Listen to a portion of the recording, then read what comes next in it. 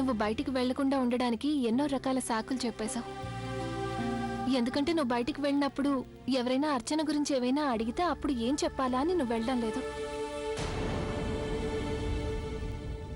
అవును, నేను భయపడుతున్నాను. నేను పిరికివాణ్ణి. నా స్థానంలో ఎవరున్నా ఇలాగే భయపడతారు. అర్చన అబద్ధం చెప్పటం లేదని నాకు తెలుసు. కానీ జనాలకు ఎలా నచ్చ చెప్పడం, ఎంతమంది నోళ్ళని మూయించగలను? నేనేదో కోపంలో అనేశాను అర్చనకి DNA టెస్ట్ చేయిస్తానని. కానీ ఆ పని నేను ఎలా చేయగలను? నేను తన అన్నయ్యని కదా. నేనే ఆ పని చేయిస్తే తన నిజాన్ని నేనే అనుమానిస్తున్నట్టుగా ఉంటుంది. తనకి DNA టెస్ట్ చేయించండి.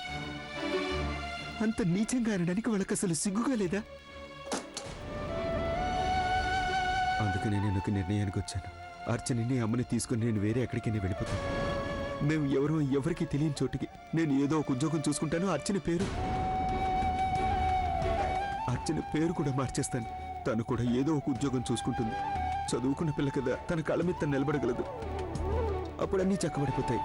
మేము ఎలా బతుకుతామంటే అప్పుడు అసలు తలెత్తుకోలేనప్పుడు కాళ్ల మీద నిలబడి మాత్రం ఏంటి లాభం? నిజంగానే నువ్వు అర్చన తలెత్తుకొని ఉండాలి అని అనుకుంటే దానికి కేవలం ఒకే ఒక మార్గం ఉంది. అదే DNA టెస్ట్.